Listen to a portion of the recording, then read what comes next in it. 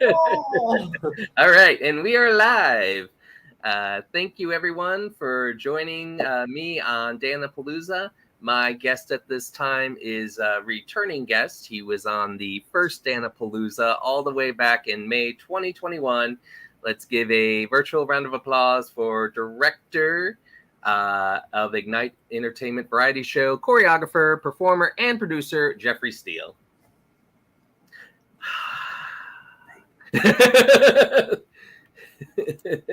You love me. You really love me. Thank you, Geoffrey, for coming back on Oh my, Dan-A-Plooza.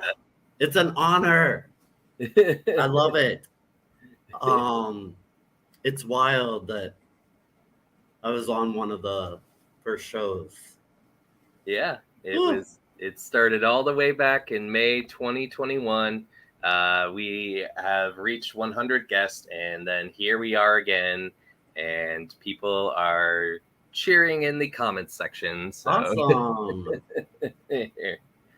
But so let's catch up, shall we? Yes, So is there any plans or future plans with Ignite Entertainment Variety? there are, but there Yeah. are NDAs that I have signed. Um, there, there's always something going on with Ignite. Uh, I think variety show right now. Um, Taking a break from it for just a Right. bit. You know what I mean? These producers out there, mad props to them, because anybody who's producing a show right now is taking a huge risk with these COVID numbers spiking back up. And, we invested a lot of money at the head of our tour in 2021, I think it was. We were doing the exclamation point tour. And I Right. always love making this joke because that's like COVID came and exclamation point became question mark. Like, Yes. what happened this year? Yes. But as a producer, like I had already sunk so much money into it that I it was devastating, and so it's one of those things that I watch closely. I look at, uh, and just right now, I think producing a show under Ignite wouldn't be necessarily beneficial Right. financially, or because I always felt like Ignite was more of a movement. Mm-hmm. Um, we tackled some really serious subjects with our performances, and I always wanted to like take people on this fantastic journey, and then I wanted to twist things on them, and I wanted it to feel like an acid trip every time. Like what the hell did I just see? We put a girl under the curtain, her hands out. Oh yeah. um, and until I feel like I can do a show like that, Mm-hmm. I don't want to do a smaller show. Do you know if that Right. makes sense? I feel like, and I know like my performers would like, because we all have that itch of we want to be back out there, we want to perform. And so mad props go out to all of the producers who are having events, even to all of the event venues who are staying open and doing what they can. It's just such a roller coaster ride right now in the entertainment industry. And we had hit a point where, our next performance was with Blink 182. And it was, when we started out, we were kicking down doors. We were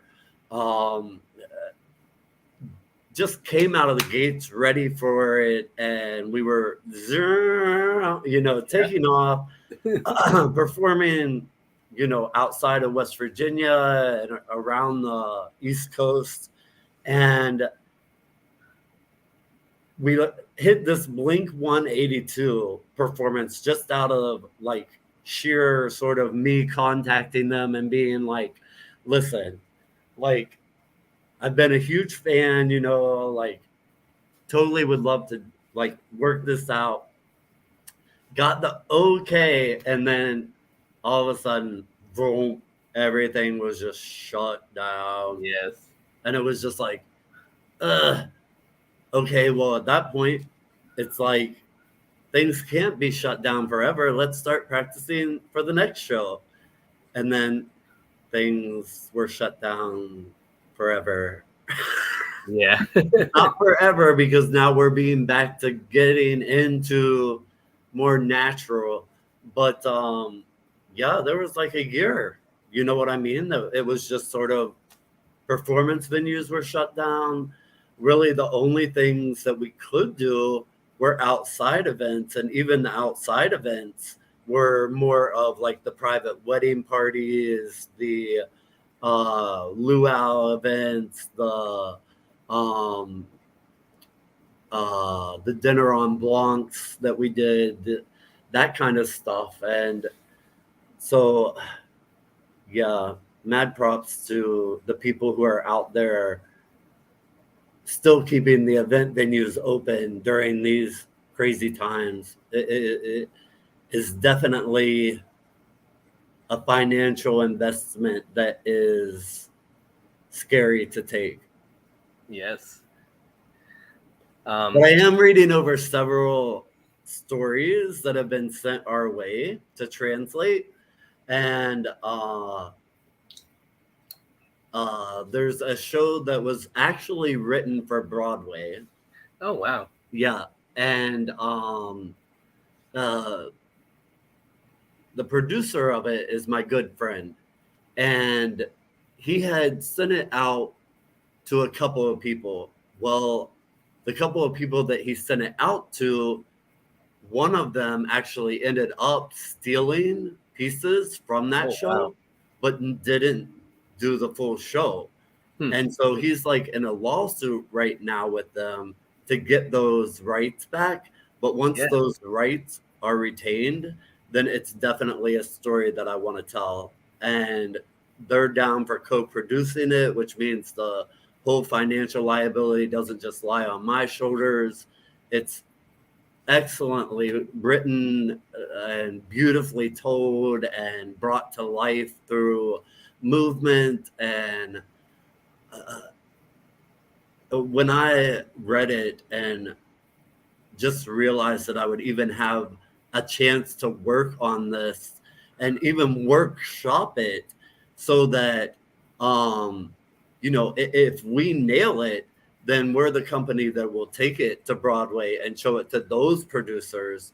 Oh, wow. Yeah. So fingers crossed on that one, because I've just fallen in love with the story. There was another musician who is sort of like a funk jazz musician, and he wants us to tell his life story through dance. Oh, wow. Yeah, and I love him and I love his music. I've been a fan for years.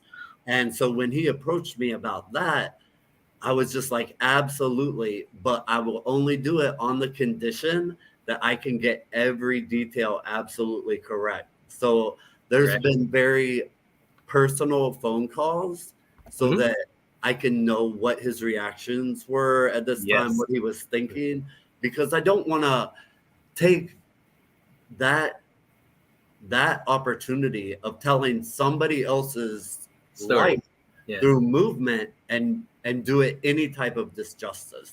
Right. Like I want it to be that raw. I want it to have that grit. It's got to be able to represent exactly what he went through. Exactly. Yeah. But has this kind of helped you so that way you can still kind of like, get your message out? Has it helped being, and doing virtual things so that way you can still get your messages out? Absolutely. It opened so many doors actually when COVID hit, because a lot of places were turning to Zoom and other things. simply to even go to a class. So that for us who are dancers, choreographers, that opened a whole new door. And so I actually got to start working with performers overseas. Oh wow. Yeah.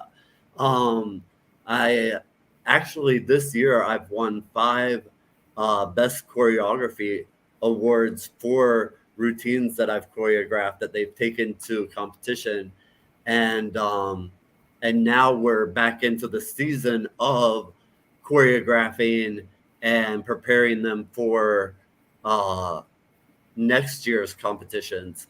So I'm really happy with where I'm at right now. There so many doors open, so many doors Oh yeah. closed, but it was just sort of like a uh, an illumination of this is exactly where you're supposed to be this right now in this moment. And I'm just that very spiritual type of person that, the universe gives you sign. I don't believe in coincidence at all. Yeah.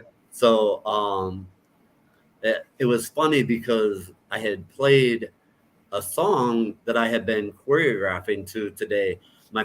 Shasta was here. You know Okay. her as Yeah. Scarlet Daisy. But she was here and we were doing a little bit of choreography, and she had just heard the song that I had been choreographing to for the first time this morning. So when I played it and she said, I literally just heard this song for the first time this morning, I was like, this is it. It's not I don't believe in the coincidence, you know what I mean? So she Oh, had already put like a little piece together on her end. I had put together a little piece on my end. And that's actually what we were doing like right before this interview was, oh wow. was like finishing out this piece of hip hop choreography for a team out of Elkins. Very, very cool. Yeah.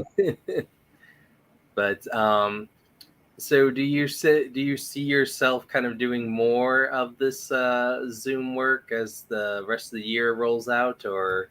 Um, I have some in-person things that I'm doing, and I know that I'm already signed up for a tour that is happening next year. Okay. Um, and I actually get to perform in it. I don't have to be the director, producer, Oh yeah. choreographer of it. But we do that tour by Zoom meetings. Right. So I'm really, really excited about getting back out there as a performer. This whole time I've been playing the role of producer, director, choreographer, and I love it. Don't get me wrong. There is something about seeing a piece come to life Right. through your dancers that gives you a feeling of just, you guys nailed it. You know what I mean? Like, thank you for doing that choreography justice. Thank you Right. for telling that story. Thank you for being in that character. Thank you for translating that message for the audience. Thank you for um, just the entire. There's so much gratitude, but there's also a humbleness of seeing your choreography come to life, and them actually being able to, you can see it on their faces, the feeling, the emotion. And sometimes, you have to go really deep to get to a place of vulnerability to share with your audience. And there are pieces that will just stick with me my entire life, that the message was there and it was delivered in this beautiful package for you, and just blessed and humbled always, always. All the I always love to work with performers, and I'm that person who is, unfortunately, to a fault, a perfectionist when it comes to dance, which my Yeah. dancers will hate, because I'm that person who is like, we're running it again. your toe wasn't pointed on count 3. Um, and a lot of people don't get to see that side of me because that side of me sometimes can be a little scary and intimidating. Right. But I've grown up in the dance world, and I come from an age where you're learning your technique, and if you're not hitting it properly, you're literally getting hit with a wooden rod. Oh So, wow. I still kind of believe in that. And there was one practice that involved a fishing pole, but I'm sure that my dancers can tell that story much better than I can. But they clean that routine up like that. Oh yes. So, um, getting comments. Oh Uh, no. Claps, yes, Ah, literally. did somebody give me a yes? Yes. Yes. um, so is there a dream kind of venue that you want to perform in someday? There is, and um, the Robinson Grand Theater Hmm. has so many memories for me because that's where I grew up performing. And we would go downstairs and get to see the past performers' names because Oh wow. everybody who performed there would sign the walls down below. Yeah, below. Yeah, and so Houdini had performed there. Oh wow. Um, Vincent Price, my grandmother actually got to see that show. Uh, Very cool. Kreskin, who Mhm. is a magician, mind reader, performed there. So a lot of like occult things were being brought into that theater, which was really cool. And then growing up as a dancer, performing there, each year I would sign my name, and then I'd come back and put the next year on it.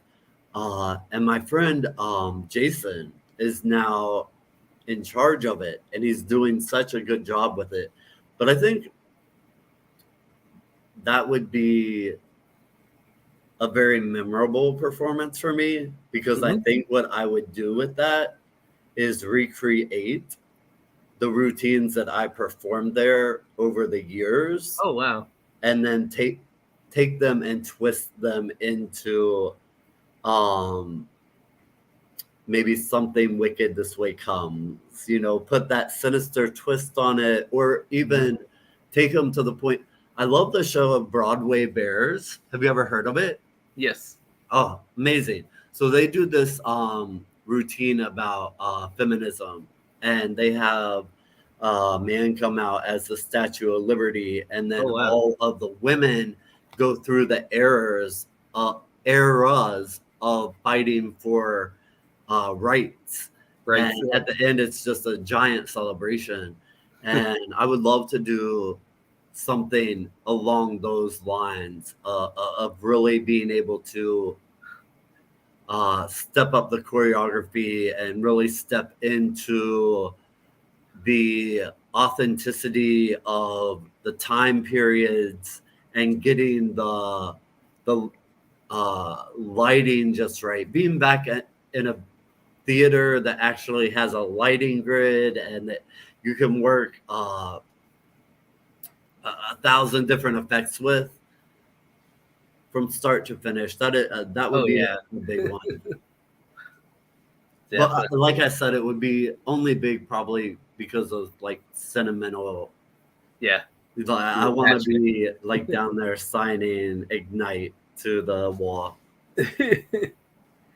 There you go. So I hope that comes to fruition and that Yes. you're able to do that.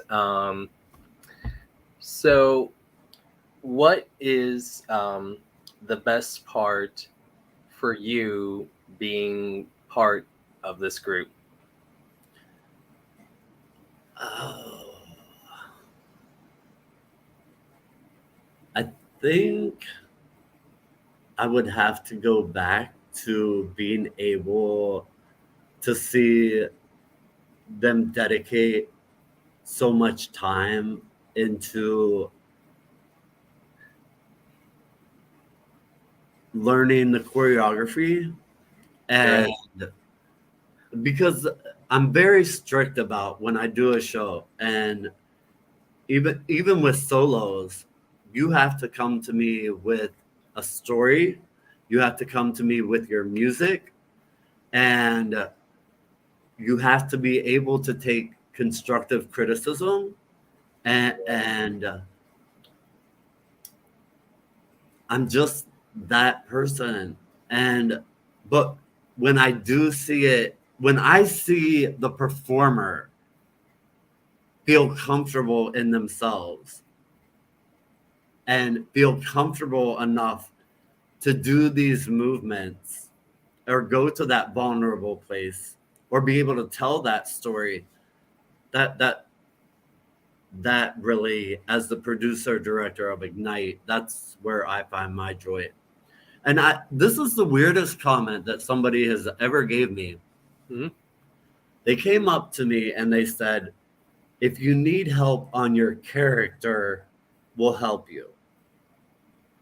And this is the whole thing, is I never played a character. Yeah, I may have worn like the jacket, outfits or attires, but I was completely, authentically, unapologetically myself, and just, having the time of my life.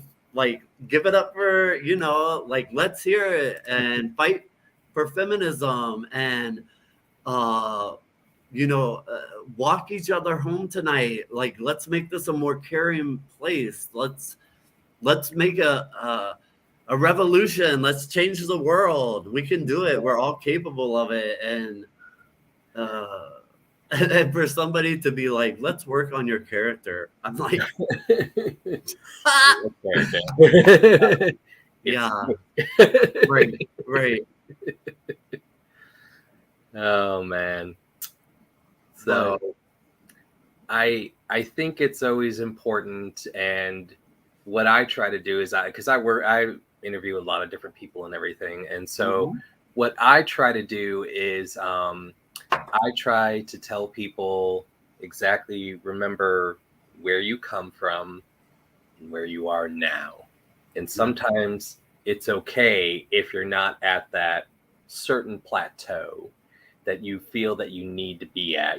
Sometimes people, especially sometimes as the artists or performers, we think that we need to be like really up here, and sometimes we feel like we haven't made it there yet. So I feel that it's always, I call it the continuous climb, and you're always climbing for the next accolade.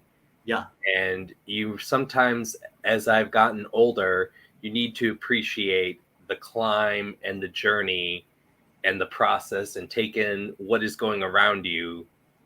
Mindful when you reach the top. What? Well, just being mindful in the moment that you're in. Yes. I think that I agree with the constant climb. Oh yeah. And there will always be someone better.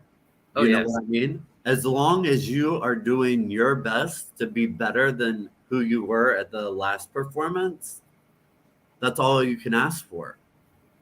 And I do think there are plateaus, but I think that when you hit a plateau, especially when you're in like a group ensemble, it's maybe the director's job to like come in and work with them and be like, I've noticed, maybe you're going through some stuff.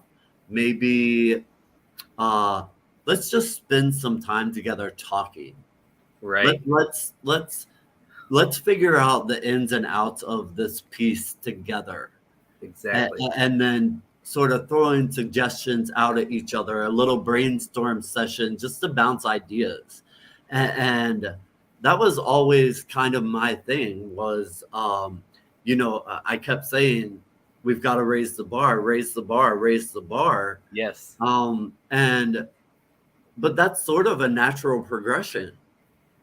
And I also believe you're only as good as your last show, but I think that the thing is that we have to start remembering is that as a performer, who's to call that last show shot?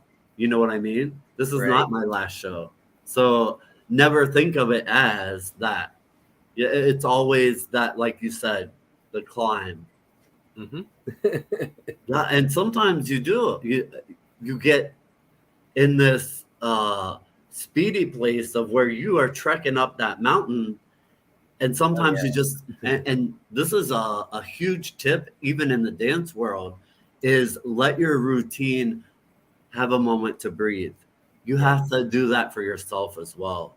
So if you get to that place, uh, take a minute, breathe, connect, ground, get back into it.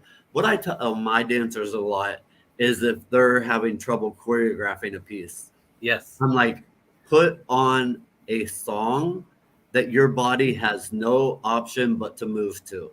Right. A song that without, it doesn't have to be choreographed. It could be, I get knocked down, but I Yes. get up again. And just do the hokey pokey. You Yeah. know what I mean? But just let it move you for a while. Get out of that Mm-hmm. headspace of I've got to Okay. choreograph robotic, robotic, robotic, robotic. Feel it, but then after, because in that moment where you're translating that, you're Mm-hmm. gonna find the movements to throw into that choreography that you've been working on. It just, we get so far deep in our head of, well, if I step here, is that telling the story accurately? And so when they get down to second guessing themselves like that, or um, getting stuck in that place of my wheels are running but my Oh body yeah. ain't moving, uh, I'm like, just put on that, put on the music that moves you naturally. Or let's all go out to the club tonight. We're all just gonna move from the window to the wall. And so, and somewhere within that, you're gonna find the movement Mhm. that's gonna come next in your piece. Yes, I As think long as that's you're moving. yeah. I think that that's an important, and sometimes This people, is important, Dan. yeah, Are you seeing this? This yes, is important. A yes, good booby shape. yep. Always. That gets the wheels a moving. Definitely, definitely. I've done my shakes in my time. I love it. But I think and it can really be anybody, because I am by means no dancer at all, but like I've been put into shows or into spots where I've had to do it. So Yeah. I see it as, this is something you got to do, so make it work to the best of your ability or what your art is. Yeah. So I can see that because musical theater. I was just telling this story the other night, which is kind of funny. We were doing the show Anything Goes. Oh, there Um, you go. yeah, and there's this huge tap number, Mhm. and we had about 30 people, and we're all tapping, Yeah, and then there's the people who just know how to move their feet in the right direction but not make any sound. yeah, But we're doing it in this the old art building in Clarksburg, and we had the platform, the staging built and everything in there, so we had our practice room set. And all 30, the choreographer, she's like, okay, full cast, we're gonna run this number.